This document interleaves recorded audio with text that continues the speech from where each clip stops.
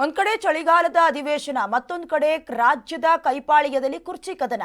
ಈ ಹೊತ್ತಿನಲ್ಲಿ Congress CLP meeting ಮಾಡ್ತಾ ಇದೆ. ಕುರ್ಚಿ ಕದನದ ಹೊತ್ತಿನಲ್ಲಿ ಕಾಂಗ್ರೆಸ್ ಮೀಟಿಂಗ್ ಮಾಡೋದಕ್ಕೆ ಹೊರಟಿದೆ. ಸಂಜೆ ಮಹತ್ವದ ಕಾಂಗ್ರೆಸ್ ಶಾಸಕಾಂಗ ಸಭೆ ಸಿಎಲ್ಪಿ ಮೀಟಿಂಗ್ ಆಗುತ್ತೆ. ಸಿಎಂ ಸಿದ್ದರಾಮಯ್ಯ ಅವರ ನೇತೃತ್ವದಲ್ಲಿ ಸಭೆ ನಡೆಯುತ್ತೆ. ಇನ್ನು ಈ ಸಭೆಯಲ್ಲಿ ಸಚಿವರು, ಶಾಸಕರು ಸೇರಿದಂತೆ ಕೆಲ ನಾಯಕರು ಭಾಗಿಯಾಗ್ತಾರೆ.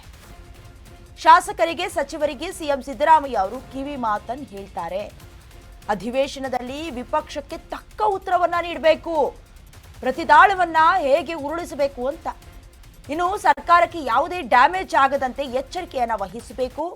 ವಿಪಕ್ಷ ನಾಯಕತ್ವ ಬದಲಾವಣೆಯ ಬಗ್ಗೆ ಮಾತನಾಡುತ್ತೆ. ಅದಕ್ಕೆ ಹೆಚ್ಚಿನ ಮಹತ್ವ ಕೊಡುವ ಅವಶ್ಯಕತೆ ಇಲ್ಲ. ಹೀಗಂತ ಶಾಸಕಾಂಗ ಸಭೆಯಲ್ಲಿ ಸಿದ್ದರಾಮಯ್ಯ ಅವರು ಶಾಸಕರಿಗೆ, ಸಚಿವರಿಗೆ ಕಿವಿ ಮಾತು ಹೇಳುವ ಸಾಧ್ಯತೆ ಇದೆ.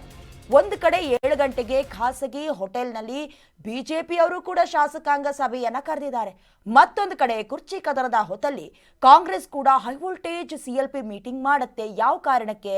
ಈಗಾಗಲೇ ಚಳಿಗಾಲದಲ್ಲೂ ಬೆವರಿಳಿಸುವಂತ ಅಧಿವೇಶನ ನಡೀತಾ ಇದೆ 2ನೇ ದಿನಕ್ಕೆ. ನೆನ್ನೆ ಎಲ್ಲವೂ ಕೂಡ ಕೂಲಾಗಿ ನಡೀತು ಮೊದಲ ದಿನ ಅಂತ.